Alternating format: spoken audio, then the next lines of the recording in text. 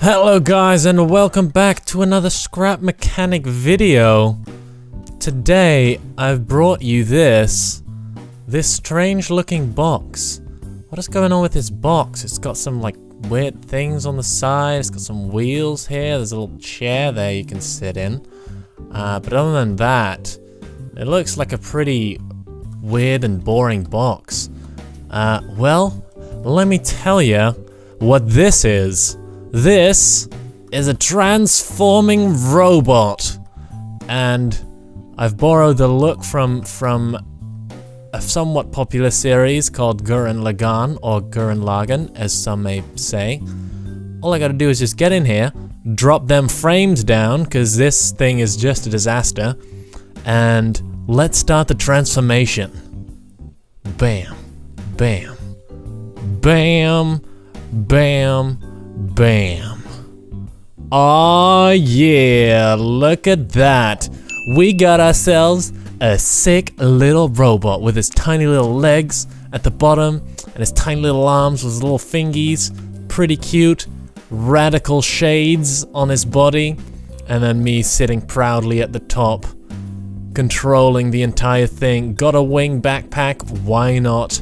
Why not is what I say. But I kind of want to drive this thing, so let me just set up this real quick. Bada bing, bada boom, and we can take off. Here we go. Woohoo! It works flawlessly. The rotating angle is, the turning angle is not very sharp, but you don't really need a sharp turning angle when you've got a transformer as epic as this. Now, I can also, if I just retract the arms for a second, I can also take these away, pop those arms back out, so that it looks a little bit better when it moves. Problem is, for some reason it now goes in a circle and falls over. It used to be able to actually drive, but then I added some things and, well, it cannot properly drive anymore. But yeah, that is the transformable box into a radical robot. I'm gonna show you a little bit of the goings on inside. It's pretty crazy. So as you may have already gathered, my frames are dropping quite heavily because if I just enable this, oh god, what is all of this? All of this craziness. I'm gonna take you through and kind of give you a little glimpse in in this crazy robot. If we just go up here and expand those sunglasses at the front for a second, so we can open these arms up. Oh man, the sounds are even lagging. Like when I finished it, it all worked pretty flawlessly, and now I log back in and like everything's stuttering and stuff, and everything's like kind of shocking back into place. Oh no, I'm stuck. Okay. Let's put him up on his little legs so we can actually look inside. So if we let's strip him open a little bit more down here in the back, and we can take a little hopsy inside. As you can see, I've got these pistons on the inside. I realized after the fact I probably could have done this more compact by having a bearing there and have it on top of there, which would allow me like to bring this in one more and it wouldn't have to be as wide, or it even make the arms a little bit thicker. But I haven't done that. I didn't do that, so that's fine. So yeah, I've got those bearings there. Those are connected to one controller. No, both arms are connected to one controller, rather. And yeah, the entire arm is connected to one controller, hence why I needed two, because there's literally eight bearings connected to one controller there. And you can only put 10 max. Then for the legs, I've got a little bit smaller pistons.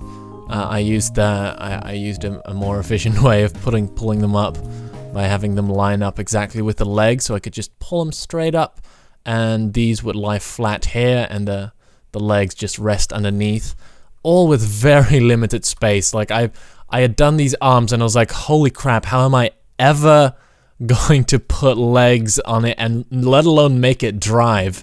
And putting the wheels on there also was kind of a trick, because I thought maybe I put a piston inside of here, but then that didn't work really well, so I just put a really tiny little jammeroo in there, which just kind of rotated these wheels downwards. They rotate down and they just pop the whole thing up just a little bit. And of course I needed to compensate for that, so I put these on the back here, which rotate down, and this rotates around, so there's a bearing here that rotates, and then a bearing up top there that rotates 180 degrees and puts these wheels on the back. And I had it kind of balanced like that, but then of course when you brake it falls over to the front, so I really didn't have a choice but to put something in here. And because this is high up, I couldn't put anything low to the ground because it would mess with the whole legs that were there, so I had to put them up here. So that's why they kind of look goofy with that whole thing like stretching out. If I just enable them here real quick, this kind of had to just stretch out like a little bit far, and it looks a little bit goofy, but I think you know, it's a small price to pay for having a radical moving robot. Like, I didn't even think I was going to be able to make it move, and now it can actually drive around, so that's pretty rad, if you ask me, if I do say so myself.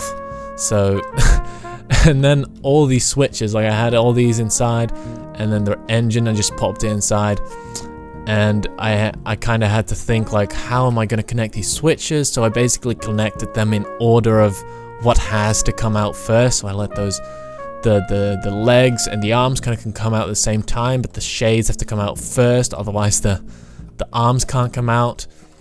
And then if we take a look at the arms, I basically, if we pop one back in, so I had those inside, rotate the entire arm out, and if we take a look on this side, made it so that that is basically a shoulder pad. Here is the arm. I actually thought, like, right at the end, that I could put in an arm swivel, here, and I could put a swivel, like, right there. Oh boy. I could put a swivel right there, which would allow the arm to rotate side to side, and I could connect that to a button. But because there's already so much stuff, it would become even more laggy, so I ended up not going with that. But I could do that if I just destroyed this whole arm again and didn't rewire it all up, which is a bit of a pain, but that's another possibility that could be done in future. And I just had the cockpit like rotate upwards, because I thought maybe I can have a head pop out, but obviously there's no room because there's arms inside. So I figured I'd just have it come up from the back. I could also have like an actual head and have that come up, but it's going to be a bit difficult getting that all. Actually, it might be possible. I might actually try that. Maybe someday in the future you'll see a little update. But I figure with the whole like Gurren Lagann thing with the shades in the front, this kind of serves as a head as well, since that's what Gurren is like in the show. And then the head just pops on like the controller is kind of the Lagann that pierces into the top. But yeah, that's my crazy transformable robot. I hope you guys like it. It took like quite a few hours. I think like 7 hours or something of just fiddling with this. And yeah, I think it came out pretty okay. It came out pretty alright. I will say so myself. Oh, whoops! I messed that up. Oh no! Oh boy! Let's just do one of these real quick, shall we? There we go. So yeah, it looks like this closed up, all nice and compact and neat. And yeah, hope you guys enjoyed. Make sure to smack that like button if you enjoyed this crazy robot. And yeah, subscribe if you want more. And I'll see you guys next time. Peace!